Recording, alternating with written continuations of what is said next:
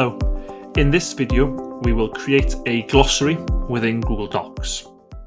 So here I have a document with some information about Henry VIII, and I'm going to share this with the pupils and ask them to highlight any word or words they're not totally familiar with. So for example, they might be reading through this and they might find executed here and they're not sure what that one means. So I'll click and I'll drag across and then change the color. Click on the A, choose a color for it, and might make it bold as well. Let's keep looking. We might go for monarchs. Maybe that's another word that we're not quite sure what it means. So red and bold again. One tip here, let's say that we're not sure on Protestant. Yes, we can click and drag across, but faster is to just double click the word. That highlights it straight away. Make it red and bold.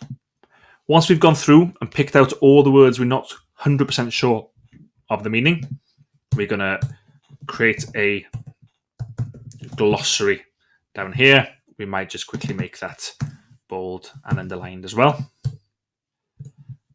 And then take away the bold and underlined for the first word of our glossary. Let's go for monarchs. Now, I could go and find the definition in a physical dictionary or Google search for it.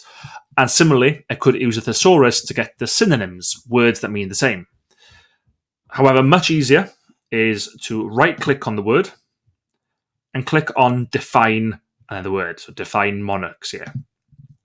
I'll click on that, and here we go. Here's the dictionary definition of monarchs plus some synonyms down there.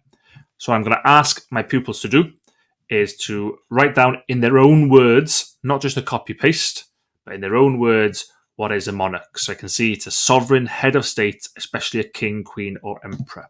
So let's put a king, queen, or emperor who rules a country.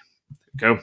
If I want to put some synonyms in as well, I can write in synonyms and I can copy these directly.